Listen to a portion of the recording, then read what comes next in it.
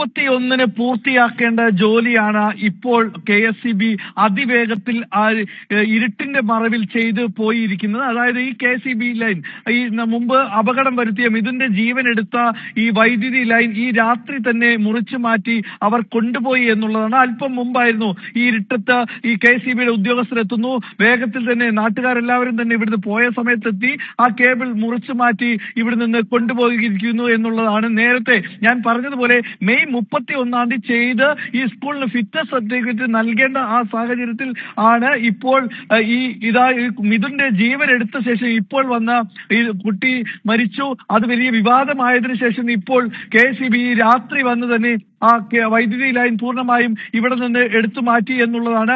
അത് അറുത്തു മാറ്റുകയും അത് തന്നെ അവർ കൊണ്ടുപോകുകയും ചെയ്തു എന്നുള്ളതാണ്. നേരത്തെ നമ്മൾ പറഞ്ഞതുപോലെ ഈ സൈക്കിൾ ഷെഡിന് മുകളിലൂടെ പോകുന്ന 440 വോൾട്ടിന്റെ ആ ലൈനാണ് മുറിച്ചു മാറ്റിയത്, അത് കൊണ്ടുപോകുകയും ചെയ്തു എന്നുള്ളതാണ്.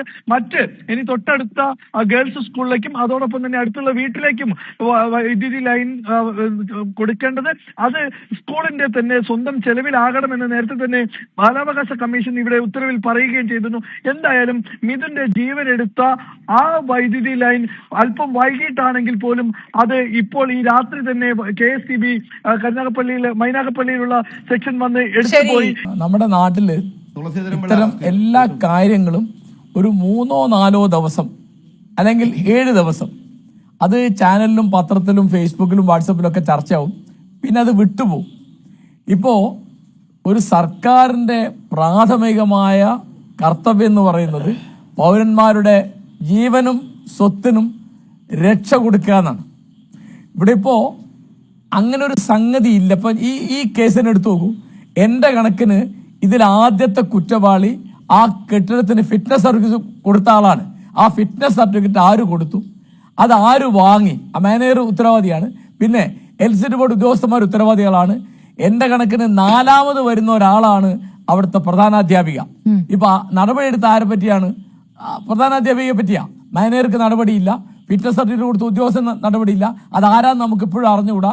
ഇപ്പോൾ ഇത്തരം ഒരു ദുരന്ത സാഹചര്യത്തിൽ നിൽക്കുമ്പോൾ എങ്ങനെ സംസാരിക്കണം എന്നുള്ളതിന്റെ യാതൊരു വിവേകവും നമ്മുടെ മിക്ക മന്ത്രിമാർക്കും ഇല്ല എന്ന് പറയുന്നത് എന്തൊരു കഷ്ടമാണ്.